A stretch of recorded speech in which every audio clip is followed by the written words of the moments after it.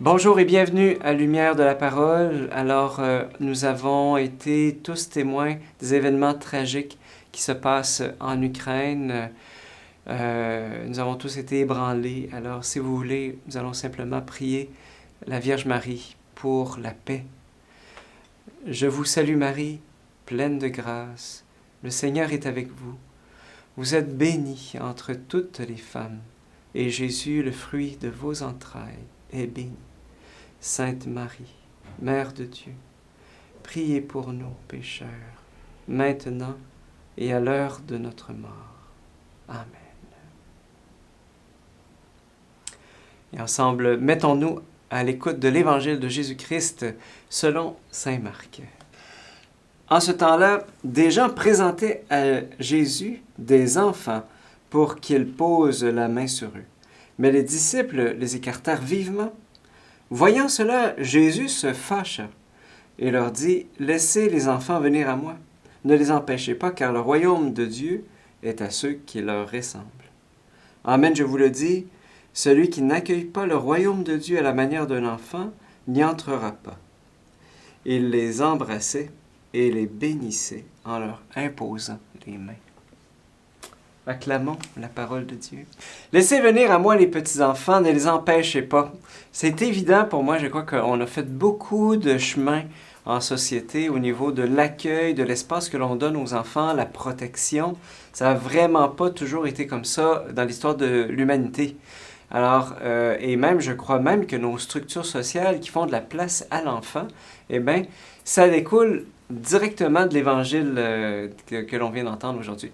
Mais aujourd'hui, j'aimerais comme plus s'attarder sur une autre dimension, c'est-à-dire notre enfant intérieur. Parce que je pense que sans être psychologue, je ne suis vraiment pas psychologue, mais je crois d'avoir expérimenté dans ma vie et d'avoir vu chez les autres qu'on a tous en fait un enfant intérieur. Et cet enfant-là est lié à tout notre vécu émotionnel.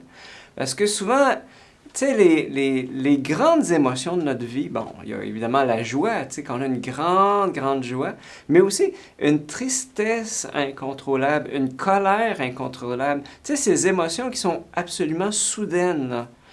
Donc, ouais, tu sais, une colère à tout rompre, ben, je crois que ça, c'est lié à notre enfant intérieur. Et cette parole, au fond, de l'Évangile qu'on vient d'entendre aujourd'hui, je pense qu'elle peut nous dire quelque chose. Laissez venir à moi les enfants, ne les empêchez pas. Je vous donne une anecdote que j'ai entendue un jour qui illustre bien cette chose-là. Alors, c'est un homme qui part avec sa fille pour une belle journée de ski. Donc, l'homme a plusieurs enfants, mais il prend sa fille aînée, puis il l'amène faire du ski toute la journée. Donc, ils sont juste tous les deux, tout seuls, père et fille. Et la journée était superbe, la journée était parfaite. Mais à la fin de la journée, sa fille lui demande, « Ah, père, est-ce que je pourrais avoir une crème glacée ou une sucrerie? » Je me rappelle plus c'était quoi, mais tu sais, genre, mettons une crème glacée, tu sais. Mais là, au début, le père, il dit, « Ben non, là, on va aller rejoindre les autres à la maison. » Mais elle se montrait de plus en plus insistante. « Oh, père, s'il te plaît, une crème glacée. » Puis jusqu'au point qu'à un moment donné, il a vraiment perdu les pédales, puis s'est mis à l'engueuler, tu sais. Une grosse colère est montée en lui, tu sais, en disant « Hey! » Tu sais, puis il lui a dit, là, tu te comportes là, comme une petite fille capricieuse. Là, on vient de prendre toute une journée de ski, là, puis là, tu me demandes encore quelque chose, tu sais. Puis moi, là, si mon père avait juste pris 20 minutes pour me donner du temps de qualité, là, j'aurais été tellement reconnaissant, alors que toi, je te donne tout ça, puis t'en fais comme si c'était rien, puis blablabla. Et finalement, avec sa colère, il a ruiné complètement la belle journée qu'il avait passée avec sa fille. Il revient à la maison, puis il s'assoit, il en parle avec sa femme, puis là, il commence à se dire, mais coudonc, ça vient d'où cette colère-là? T'sais, il aurait pu juste dire non à sa fille, très calmement, puis dire, bon, ben là, on s'en vient à la maison. Mais non. Et en fait, justement, il a réalisé deux choses, en fait, ce jour-là. C'est que sa fille, c'était pas lui. sa fille avait une autre histoire. Et donc, quand il a voulu lui offrir toute cette journée de ski, quelque part, il se voyait en elle, puis il voulait lui offrir ce que lui-même avait manqué dans son enfance. Voilà. Et surtout, en fait, il a comme réalisé toute la souffrance qu'il avait accumulée, même adulte, du manque de présence de son père à ses côtés.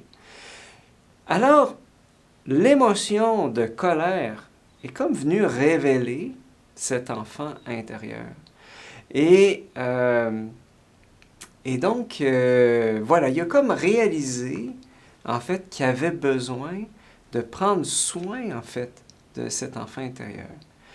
Et que, tu sais, si on regarde l'attitude des disciples qui, je dirais, qui répriment les enfants, tu sais, ils chassent les enfants et ceux qui voudraient que Jésus vienne leur imposer les mains.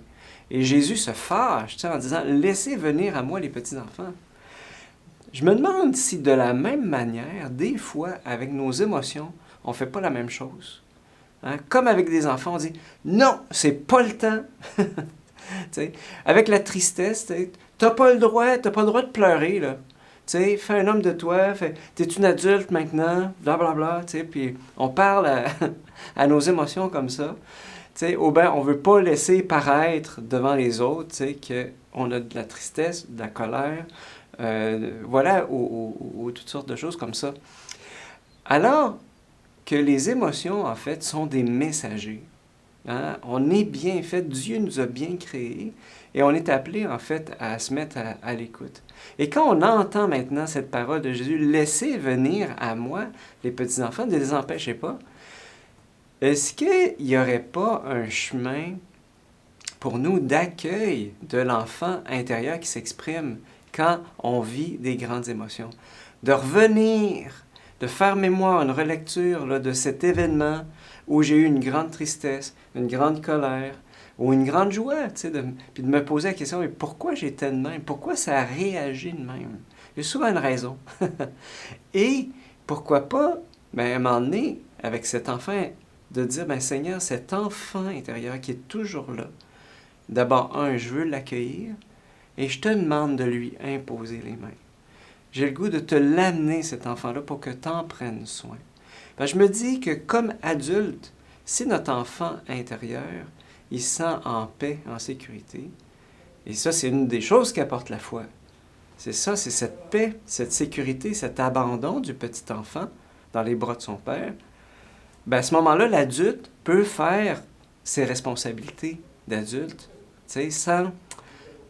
voilà, donc il y a comme une sagesse de prendre soin de ce vécu intérieur.